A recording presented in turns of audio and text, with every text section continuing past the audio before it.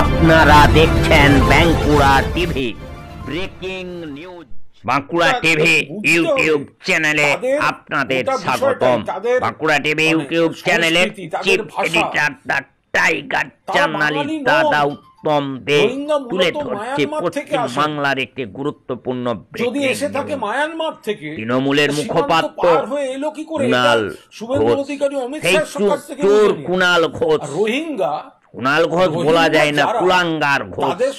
তৃণমূলে এমন একটা ঘোষ আছে যার নাম হচ্ছে কুলাঙ্গার ঘোষ। তিনি সাংবাদিকদের মুখোমুখি হয়ে কি বললেন শুনতে থাকুন একমাত্র বাঁকুড়া টিভির পর্দায়। শুনতে থাকুন সেই চোর কুণাল ঘোষের বক্তব্য সাংবাদিক সম্মেলনে। এই কুলাঙ্গার ঘোষের বক্তব্য সাংবাদিক সম্মেলনে, যিনি এই পুলিশের গুঁতো খেয়ে মমতা বন্দ্যোপাধ্যায়কে বিস্ফোরক হয়ে আক্রমণ করেছিলেন। আবার তিনি তৃণমূলে ফিরে এসে তিনি হয়েছেন সেই তৃণমূলের যে মুখপাত্র।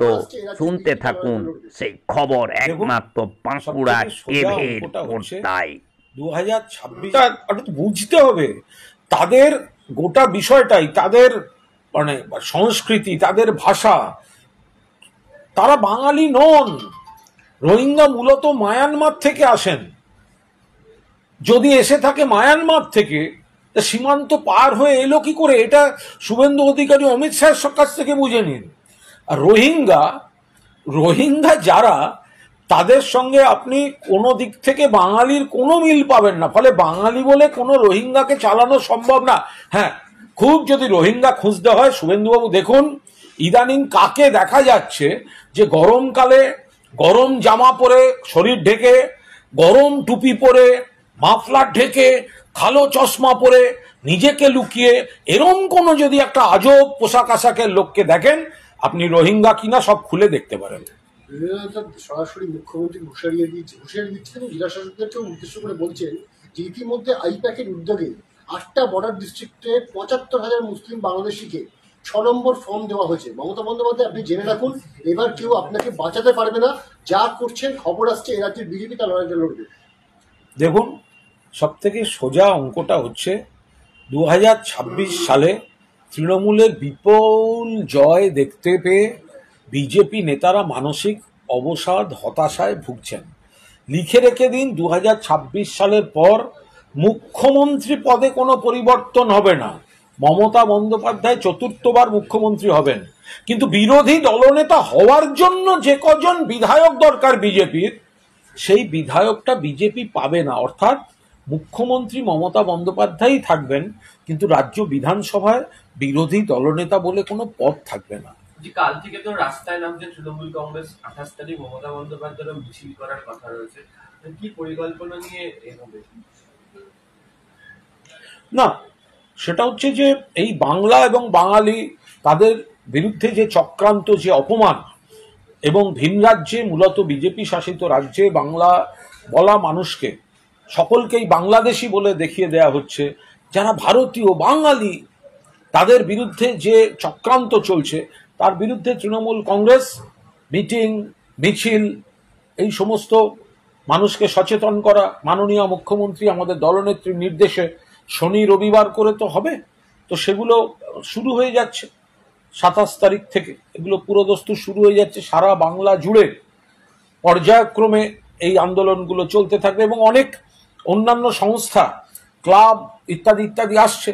যেমন আমাদের দল, আমাদের শাখা সংগঠন, আমাদের গণসংগঠন, তারা যেমন আসছেন, আবার ধরুন অনেক স্বেচ্ছাসেবী সংগঠন, ক্লাব, সাধারণ নাগরিকরাও বাংলা ভাষার সম্মানে, বাংলা ভাষার প্রতি এই কেন্দ্রের বঞ্চনা এবং অত্যাচার, সন্ত্রাসের প্রতিবাদে তারাও করছেন। বোলপুরের মতো জায়গাতে মিছিল শুরু করার কারণটা কি? এটা কি রবীন্দ্র আবেগকে দেওয়া হচ্ছে? কারণ অতীতে দেখা গেছে এটা মুখ্যমন্ত্রীর কর্মসূচি, ফলে এটা যে কোনো জায়গা থেকেই শুরু হতো। বাংলার প্রতিটি প্রান্তেরই একটা স্বাতন্ত্র আবেগের জায়গা রয়েছে। গোটা বাংলার মাটি, বাংলা ভাষা নিয়ে লড়াই করার মাটি, বাংলা সংস্কৃতি নিয়ে লড়াই করার মাটি। সেখানে নিশ্চিতভাবে বীরভূম জেলায় রবীন্দ্রনাথ ঠাকুরের স্পর্শ শান্তিনিকেতনের উপস্থিতি তার একটা বাড়তি মাত্রা রয়েছে, আর গোটা বাংলা জুড়েই এই আন্দোলনটা হবে। বলছি 27 জুলাই এই যে অভয়া মঞ্চের যে 28 জুলাই অভয়া মঞ্চের যে মুখ্যমন্ত্রীর বাড়ি অভিষেক বন্দ্যোপাধ্যায়ের বাড়ির সামনে কর্মসূচি, পুলিশ একটা অল্টারনেটিভ রুট দিয়েছে তাদের, যে এই অংশগুলোতে যাওয়া যাবে, কি বলবে? স্বাভাবিক ব্যাপার, তো মামার বাড়ি নয় যে আমি যা ইচ্ছা হলো আমি হেঁটে চলে গেলাম।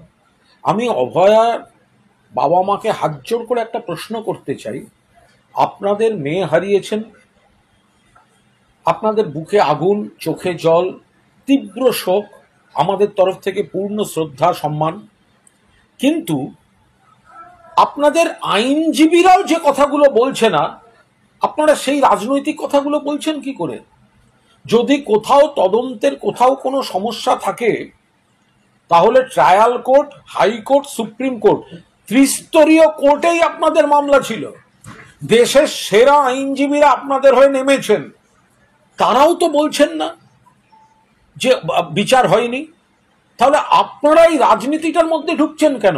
আর আপনাদের কথাগুলো আপনাদের কোনো বড় আইনজীবীকে সুপ্রিম কোর্টে বলাতে পারলেন না? তাহলে আপনাদের আইনজীবীরাই যে কথাগুলো বলছে না, আপনারা কিছু রাজনৈতিক অতৃপ্ত আত্মার কথা শুনে আপনারা এই কথাগুলো বলবেন? এই হয় নাকি কখনো?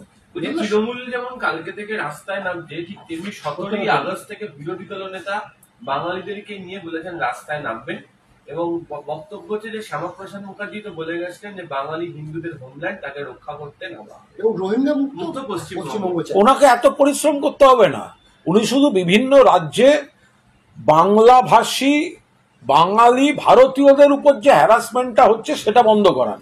বিজেপিকে বলুন এগুলো না করতে, অসমের সরকারকে বলুন যে বাংলায় রাজবংশী, উত্তম কুমার ব্রজবাসী বা অঞ্জলি শীল হিন্দু, তাদেরকে এনআরসি নোটিশ না পাঠাতে, কলকাতার রাস্তায় নাটক না করে বিজেপি শাসিত রাজ্যগুলোতে ভারতীয় বাঙালিদের উপর যে হয়রানিটা হচ্ছে সেইগুলোকে আগে বন্ধ করা। রাজস্থানে দেখা যাচ্ছে যে মালদার পরিযায়ী শ্রমিক, তিনি সেখানে 2 মাস জেল খাটলেন, সমস্ত কাগজ দেখানোর পরেও তাকে বাংলাদেশে পুশব্যাক করা হচ্ছে, এবং ভাইরাল ভিডিও থেকে পরিবার এতদিন পর জানতে পারছে, এবং তারা বলছে যে বাঙালি হয়ে কি ভিন রাজ্যে কাজ করতে যাওয়াটা সবচেয়ে বড় অপরাধ। কি বলবে? এটা অত্যন্ত আপত্তিকর কাজ হচ্ছে। আমরা কোথাও অনুপ্রবেশকারীদের সমর্থন করছি না। অনুপ্রবেশ কেউ করে থাকলে সেটা বিএসএফ এর ব্যর্থতা, অমিত শাহের দপ্তরের ব্যর্থতা। কিন্তু বাঙালি অন্য রাজ্যে কাজ করতে যায়, যুগ যুগ ধরে হয়ে আসছে, আবার অন্য রাজ্যেরও বহু মানুষ এ রাজ্যে কাজ করছেন, সেটা আপনারা ভুলে যাবেন না। তো এখন বাঙালি কাজ করছে, বাংলা ভাষা বলেই তাকে বাংলাদেশি বলে বিএসএফ এর হাতে তুলে দিয়ে ফেরত দেয়া, তাকে দীর্ঘদিন ধরে জেলে আটকে রাখা, সে বাড়ির সঙ্গে গরিব মানুষ যোগাযোগ করতে পারছে না, বাড়ির লোক শেষে শুনে অবাক হয়ে যাচ্ছে। এই অমানবিক ভয়ঙ্কর কাজগুলো বাংলার বিরুদ্ধে, বাঙালির বিরুদ্ধে, এর জবাব কিন্তু বিজেপি পাবে। বাংলার পরিযায়ী শ্রমিকরা ভিন রাজ্যে বিপদে পড়লে রাজ্য পুলিশ একটা হেল্পলাইন নাম্বার চালু করেছে, পাল্টা শুভেন্দু আবার একটা শুভেন্দু অধিকারী ইমেলে হেল্পলাইন নাম্বার চালু করেছে। ভালো তো, কোনো অসুবিধা নেই। বাংলা করেছেন তো ন্যায্য, ন্যায্য বাংলা করেছে। তার কারণ, যদি কোনো ভারতীয় বাঙালি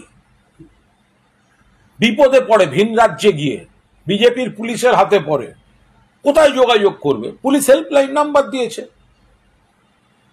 আর বিজেপি যেসব নাম্বার দিয়েছে ভুলেও ফোন করবেন না, কারণ ফোন করলে আপনার লোকেশন ওরা ট্রেস করে নেবে, আরো বেশি করে পুলিশ দিয়ে তুলে এনে বাংলাদেশে পাঠাবে। ভুলে ওদের ওখানে ফোন করবেন না। 28 তারিখে নবান্ন ভোজনের ডাক দিয়েছিল এই বিয়ে মঞ্চ, কলকাতা হাইকোর্ট বলেছে পুলিশের অনুমতি ছাড়া করা যাবে। তো দীর্ঘদিন ধরে কাজকর্ম না করে যদি এই সব কাজগুলো কেউ করে, তো এবার আদালত যা বলছেন তারা বুঝবেন সেগুলো। বাংলাদেশি সন্দেহে গুরুগ্রাম থেকে ফের আটক পশ্চিমবঙ্গের দলজন, জিতুদের কাছ থেকে উদ্ধার হয়েছে বাংলাদেশি নথি, দাবি করছে সেখানকার পুলিশ, এবং তাদেরকে পুশব্যাক করা হবে বাংলাদেশে, এমনটা জানিয়ে দিয়েছে গুরুগ্রাম পুলিশ।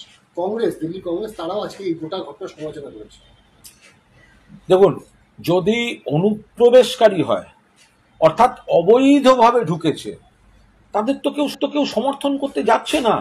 সেক্ষেত্রে প্রশ্ন হচ্ছে যে ঢুকলো কি করে, অমিত শাহের বিএসএফ কি করছে, শুধু পশ্চিমবঙ্গ সীমান্ত নয় ত্রিপুরা দিয়ে ঢুকছে কি করে, ত্রিপুরায় ধরা পড়ছে কি করে, প্রবলেমটা বুঝুন।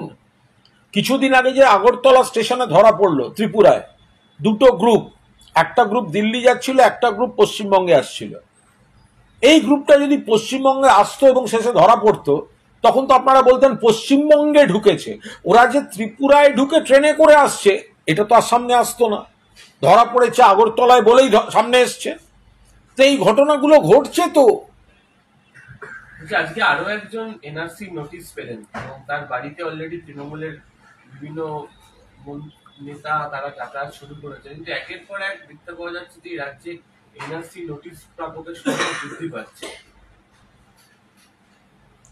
দেখুন, অসমে বসে বাংলার লোককে এনআরসি নোটিশ ধরাচ্ছে, তাদের এখতিয়ারে পড়ে না। 50 বছরের বেশি সময় রাজবংশী উত্তম কুমার ব্রজবাসীর পরিবার কোচবিহারের দিনহাটায় থাকে, তাকে ধরিয়ে দিয়েছে এনআরসি নোটিশ। অঞ্জলি শীল ধরিয়ে দিয়েছে এনআরসি নোটিশ। রোজ একটা না একটা খবর আসছে, এটা কি করে হতে পারে বলুন তো? বাংলা এবং বাঙালির শিকড় ধরে টান মারছে এই বিজেপি। ভারতীয় বাংলা ও বাঙালি,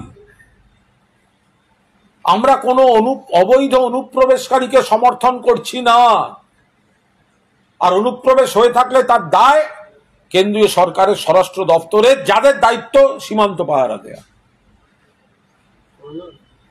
বাংলাদেশের অন্যতম প্রধান দল বিএনপির এক নেতা, তার কাছে রয়েছে এ রাজ্যের ভোটার কার্ড। সেই ভোটার কার্ড তিনি ছাড়াও তার বড় ছেলের কাছেও রয়েছে। সেই ভোটার কার্ড নিয়ে তারা বাংলাদেশে পালিয়েছে।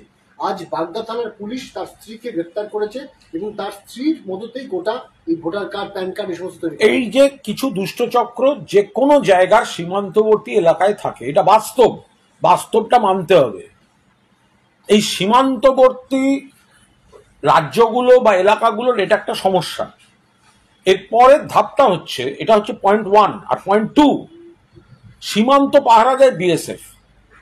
আগে সীমান্ত থেকে 15 কিলোমিটার ছিল বিএসএফ এর জুরিসডিকশন।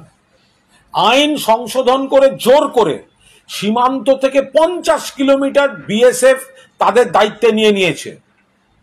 ফলে সেখানে যদি কোনো এই ধরনের অনুপ্রবেশজনিত দুষ্টচক্র কাজ করে, সেটা রোখার দায়িত্ব বিএসএফ এর। বিএসএফ ফেল করছে। সংসদে আইন সংশোধন করে সীমান্ত থেকে 50 কিলোমিটার অব্দি বিএসএফ এর দায়িত্ব তখন মনে ছিল না। আর এখন সেখানে খারাপ ঘটনা ঘটলে তার দায়িত্ব নিতে হবে রাজ্য সরকারকে। বলছি, দিলীপ ঘোষ আজকে লালবাগে অভিযোগ জানিয়ে এসেছেন, কালকে যে ভিডিও ভাইরাল হচ্ছে,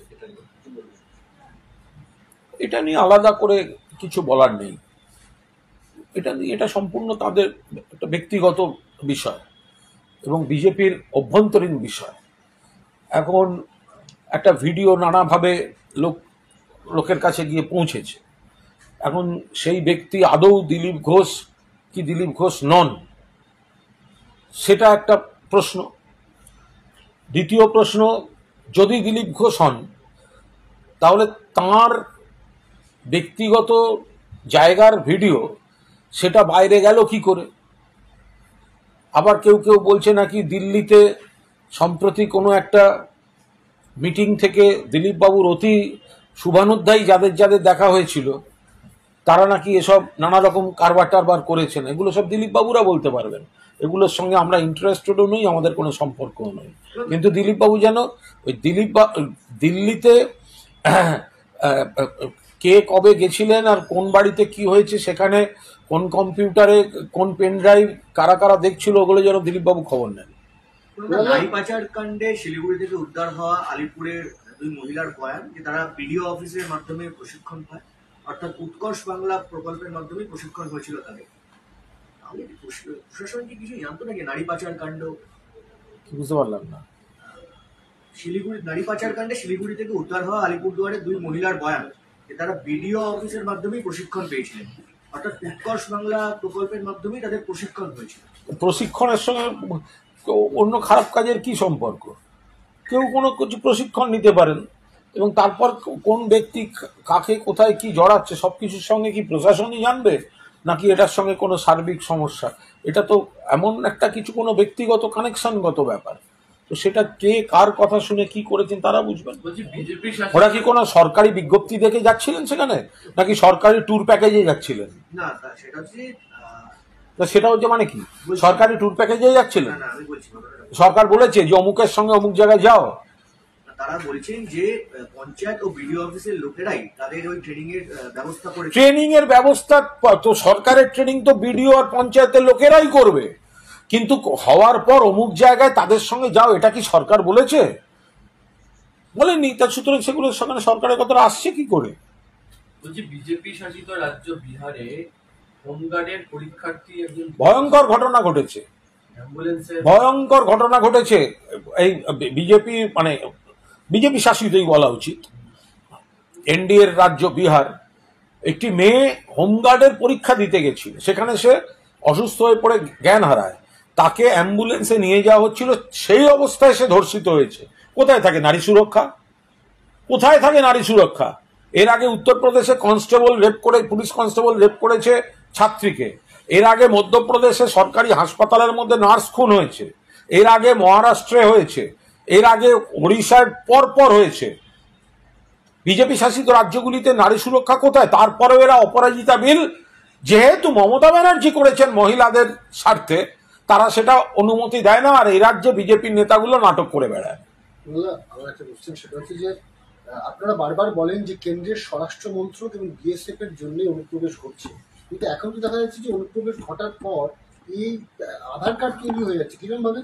আজকে জাল আধার চক্রের পান্ডা হিসেবে উত্তর দিনাজপুরের কানকি পোস্ট অফিসের গ্রামীণ ডাক সেবককে গ্রেপ্তার করলো বেঙ্গল এসটিএফ, এবং কেন্দ্রের ডাকঘরে বসে আধার কার্ড এনরোলমেন্ট হয়েছে। ওইগুলো আমি বলছি এবার, এটা সেন্ট্রাল গভর্নমেন্টেরই, এই যে আধার কার্ড কেন্দ্রের ডাকঘরে বসে হচ্ছে, এই ধরনের যে দুষ্ট চক্রগুলো আছে এগুলো সীমান্তবর্তী এলাকার একটা সমস্যা।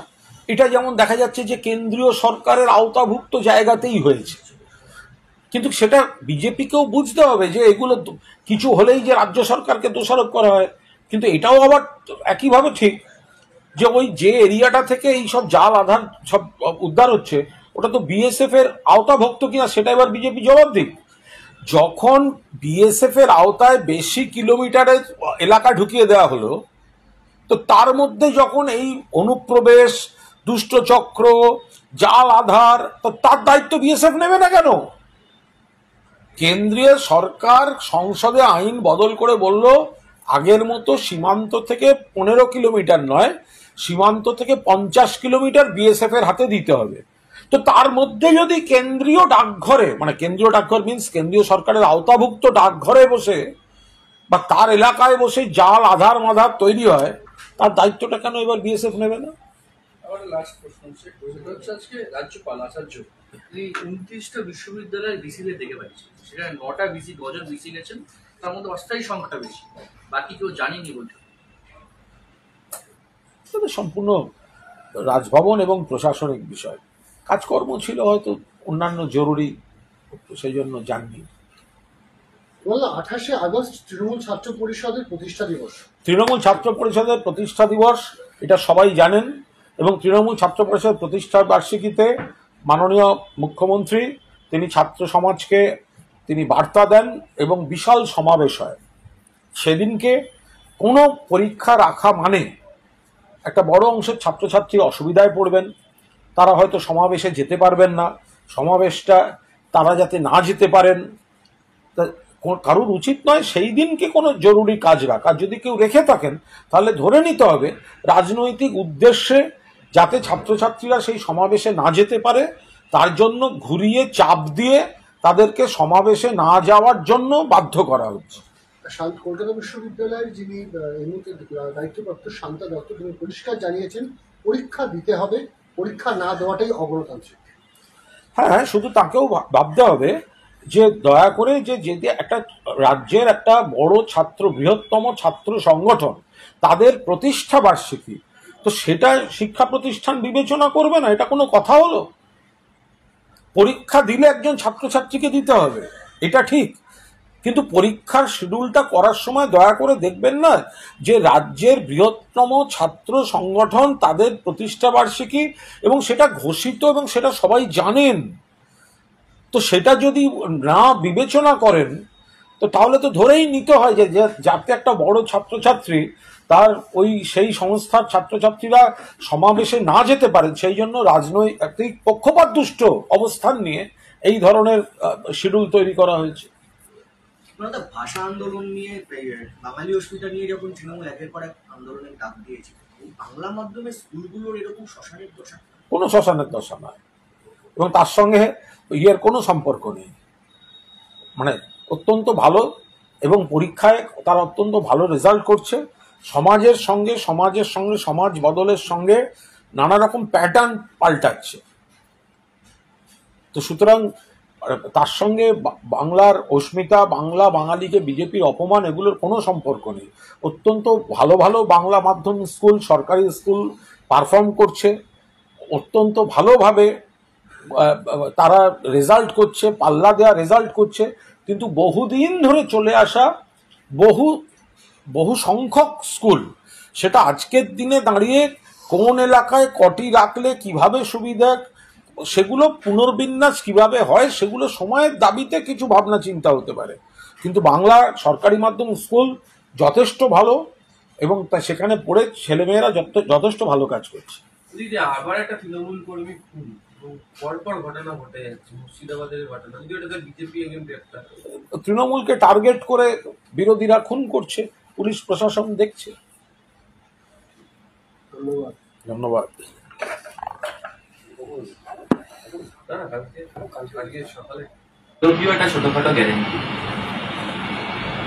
দেখুন, বিরোধী দলনেতা শুভেন্দুবাবুর তো কোনো গ্যারান্টি হতে পারে না, কারণ উনি 20 সালের নভেম্বর মাস পর্যন্ত একটা দলের গ্যারান্টির কথা বলতেন, এখন আর একটা দলের গ্যারান্টির কথা বলছেন। আগামী বছর কোন দলের গ্যারান্টির কথা বলবেন তারই তো কোনো গ্যারান্টি নেই। ফলে এই ধরনের গ্যারান্টির কোনো গ্যারান্টির মাফিক গ্যারান্টি আছে কিনা সেটা নিয়ে একটা গ্যারান্টিগত প্রশ্ন থাকতে পারে। আর 2 নম্বর হচ্ছে যে আমাদের পরিষ্কার বক্তব্য, যারা ভারতীয় বাংলা ভাষায় কথা বলেন বাঙালি, তাদের কোনো হ্যারাসমেন্ট চলবে না, একদম পরিষ্কার বাংলা ভাষা। তো এবার সেই জায়গায় বিজেপি শাসিত রাজ্যগুলোতে তাদের হ্যারাস করা হচ্ছে, সেই কারণেই এই প্রতিবাদ। তো ফলে মূল সমস্যাটাকে এড়িয়ে বিভ্রান্তি ছড়াচ্ছেন এই বিজেপি নেতারা। এই যে সীমান্তটা তো বিএসএফ এর দায়িত্ব। শুধু বাংলা সীমান্ত নিয়ে কথা বলছেন কেন শুভেন্দুবাবু? ত্রিপুরা সীমান্ত নিয়ে কথা বলুন। আপনাদের সরকার আগরতলা স্টেশনে রোহিঙ্গা সহ অনুপ্রবেশকারী ধরা পড়েছে, যারা ট্রেনে উঠে একটা গ্রুপ দিল্লি যাচ্ছিল, একটা গ্রুপ শিয়ালদা আসছিল। তো যদি শিয়ালদা চলে আসতো তাহলে তো দেখা যেত ত্রিপুরা থেকে ঢুকে বাংলায় ঢুকেছে। তো ফলে পরিষ্কার বাংলা ভাষা যে কথা হচ্ছে, আপনারা হিন্দু মুসলমান সকলকে বিপদে ফেলছেন। রাজবংশী তাদেরকে এনআরসি চিঠি ধরাচ্ছেন, মতুয়া অন্য রাজ্যে গেলে হ্যারাস করছেন, তারা তো হিন্দু। আপনি মুখে হিন্দু হিন্দু করছেন আর রাজবংশী মতুয়া সকলকে হ্যারাস করছেন, কি করে হতে পারে এটা? ফলে আপনারা বিভ্রান্ত। একসময় বলতেন জাতীয় নির্বাচন কমিশন বাংলায় নির্বাচন করবে, দেখে নেব, করেছে, তৃণমূল জিতেছে, আপনারা হেরে গেছেন। একটা সময় বলতেন কেন্দ্রীয় বাহিনী দিয়ে নির্বাচন করাবো, করিয়েছেন, তৃণমূল জিতেছে, আপনারা হেরে গেছেন। এখন আপনারা নির্বাচন কমিশনকে অপব্যবহার করে ভোটার তালিকায় কারচুপি করে কোনো একটা অপচেষ্টা করতে চাইছেন। বাংলা সেটার বিরোধিতা করবে, এবং বাংলা এবং বাঙালির সম্মান রক্ষায় আন্দোলন হবে। বাংলা এবং ভারতীয় বাঙালি যারা আছেন তাদের বিরুদ্ধে আপনাদের যে চক্রান্ত, তার প্রতিবাদ চলবে। অলরেডি তো কমিশন এখানে প্রস্তুতি শুরু করে দিয়েছে। আজকে উনি একই সঙ্গে বলছেন যে পশ্চিমবঙ্গে বাংলাদেশি মুসলমান মুক্ত করতে হবে, হিন্দুদের শরণার্থী হিসাবে আশ্রয় দিয়েছে ভারত, তাদের জন্য সিএ আইন হয়েছে। 2020 সালের নভেম্বর মাস পর্যন্ত তার এই সমস্ত কথাবার্তা কোথায় ছিল? তখন কি মনে হয়নি? যদি আদৌ এটা কোনো ইস্যু হয় তাহলে উনি বলেননি কেন? 2020 সালের নভেম্বর মাস পর্যন্ত এই কথাগুলো ওনার মুখে শোনা যায়নি কেন? কারণ উনি যেগুলো বলছেন বাস্তব নয়, এটা বিজেপির রাজনৈতিক এজেন্ডা এবং উনি বিজেপিতে আছেন বলে ওনাকে বলতে হচ্ছে। ওনাকেই জিজ্ঞেস করুন না যে এটা যদি কোনো ইস্যু হয় বা সমস্যা হয়, তাহলে 2020 সালের নভেম্বর মাস পর্যন্ত যখন তিনি তৃণমূল কংগ্রেসে ছিলেন এবং অত্যন্ত প্রভাবশালী মন্ত্রী, নেতা, কখনো সাংসদ ছিলেন, তো তখন বলেননি কেন? এখন বিজেপির রাজনৈতিক স্লোগান ওনার মুখে শোনা যাচ্ছে। সেটা হচ্ছে 27শে জুলাই মুখ্যমন্ত্রীর ডাকে শুরু হচ্ছে বাংলা বাঙালি ইস্যুতে ভাষা আন্দোলন। শুভেন্দু চৌহান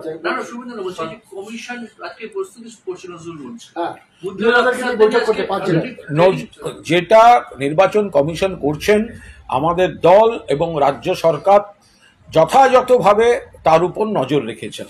যা যা বলার, যা যা করার আমাদের শীর্ষ নেতৃত্ব সঠিক সময়ে করবেন। আমরা শুধু এইটুকু বলছি, নির্বাচন কমিশন যেন মনে রাখেন একজন জেনুইন ভোটারের গায়ে, জেনুইন নাগরিকের গায়ে যেন হাত না পড়ে। বিজেপির হাতে যদি তামাক খেতে হয় এবং সেই তামাক খেয়ে আপনারা যদি জেনুইন ভোটার, যাদের আধার আছে, প্যান আছে, রেশন কার্ড আছে, নাগরিকত্বের মৌলিক প্রমাণগুলি আছে, তাদের যদি আপনারা হ্যারাস করতে নামেন, তাহলে আন্দোলন কাকে বলে মমতা বন্দ্যোপাধ্যায়ের নেতৃত্বে বাংলার মাটি কিন্তু সারা ভারতবর্ষকে বুঝিয়ে দেবে।